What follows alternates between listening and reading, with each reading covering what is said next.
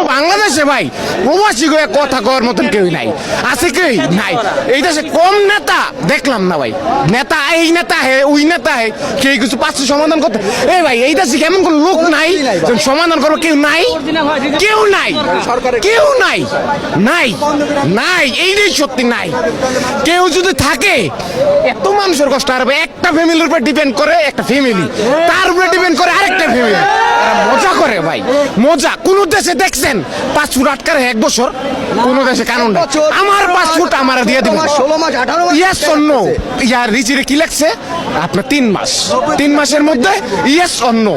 Yes no বুঝি না, 5 foot লাগবো, বিচার সহ লাগবো ভাই। মানে 1 বছরের ড্যামারিজ, 1 বছরের ড্যামারিজ, যেটা 1 বছরের ড্যামারিজ, এটা দায়ভার যে সরকার ক্ষমতা আইছে যে হোক আঙ্গ কোনো সমস্যা নাই, কিন্তু ওই সরকার এই দায়ভার নিব ভাই। প্রবাসী কোনো কারো অশান্তি করে না, একজন প্রবাসী কারো ক্ষতি করে না, একজন প্রবাসী এখন কি দেশ, একজন প্রবাসী কোনোদিন কারো ক্ষতি করে নাই ভাই।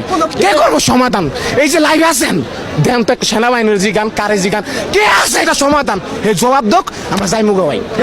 নাই, আমি জানি নাই। এই ভাই এই মানুষ তুই দেখে না ভাই, এই দেশে জন্ম হয় নাই, এই দেশে নাগরিক না। আরে মেয়ে অন্য দেশে একটা লোক যদি দাঁড়ায়, একটা লোকের কথা শোনার লেগে মানুষ দাঁড়ায় থাকে, মানুষ না, এটা কুকুর বিড়াল মিয়া, কুকুর বিড়াল।